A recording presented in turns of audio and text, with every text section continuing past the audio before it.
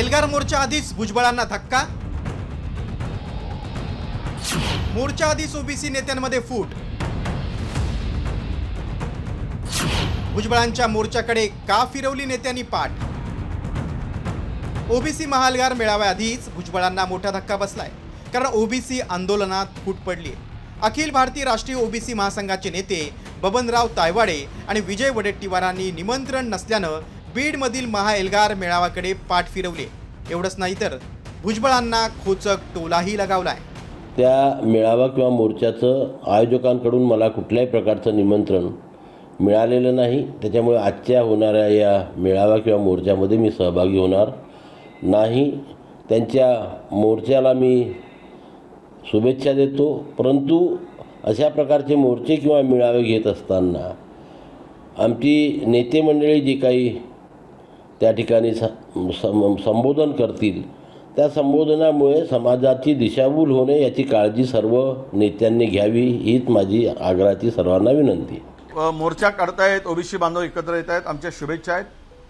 मला तसा काही निरोप नव्हताच त्या मोर्चा संदर्भात, कारण मोर्चामध्ये महाराष्ट्रातील आमचे 3 मंत्री उपस्थित असताना मला आशा आहे की या मोर्चामधून नक्की सरकारचा प्रतिनिधी म्हणून 2 सप्टेंबरचा JR रद्द करण्याचा निर्णय होईल।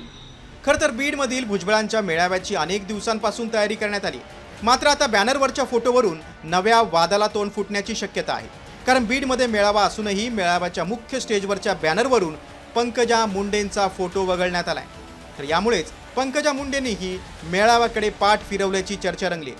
याच मेळाव्याच्या पार्श्वभूमीवरती बीडमध्ये बॅनर लावले होते, त्या बॅनरवरती मंत्री छगन भुजबळ, त्याचबरोबर मंत्री पंकजा मुंडे आणि माजी मंत्री धनंजय मुंडे यांचा फोटो होता।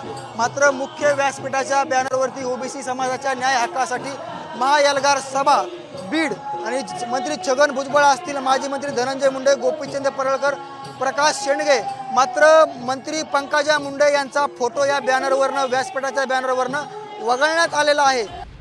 दरम्यान भुजबळांनी मेळाव्याला गैरहजर नेत्यांना टोला लगावलाय। अनेकांचे आमचे जे आहेत लोक हे आमच्यावर नाराज होतात, आम्हाला बोलवलं नाही, अमुक नाही, तमुक नाही। काही लोक म्हणतात